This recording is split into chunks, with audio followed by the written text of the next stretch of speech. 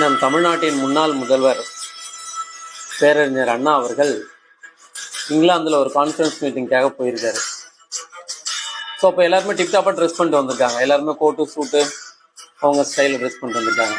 நம்மால் ஒரு சோடா புட்டி கண்ணாடி, ஒரு தொப்பை, ஒரு சாதாரண ஒரு வேஷ்டி, ஒரு திருக்குறள் புக்கு, ஒரு மூக்குப்பிடி டப்பா, இதுதான் இவருடைய ட்ரெஸ் கோட்டு. அங்கே இருக்கிறவங்க எல்லாருமே இவரை ஒரு மாதிரி பார்க்குறாங்க. இவர் என்ன பேசிட போகிறாரு, தமிழ்நாட்டிலேருந்து வந்திருக்காங்க, இங்கிலீஷில் பெருசாக என்ன பேசிட போகிறாரு அப்படின்னு சொல்லிட்டு.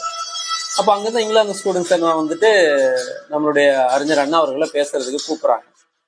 சிஎன் அண்ணாதுரை அவர் எதிர்த்து பேச போகிறாரு. அப்போ ஸ்டூடெண்ட்ஸ் கேட்குறாங்க, பிகாஸ் வச்சு உங்களால் ஒரு சென்டென்ஸ் சொல்ல முடியுமா அப்படின்னு. ஏன்னா இவருக்கு தெரியாது அப்படிங்கிறதுனால. அப்போ ரொம்ப தில்லா அறிஞர் அண்ணா அவர்கள் பேச ஆரம்பிக்கிறாரு. No sentence begins with because, because because is a conjunction அப்படின்னு சொல்றாரு. ஸோ எந்த ஒரு வாக்கியமும் ஒரு வார்த்தையை வைத்து துவங்காது.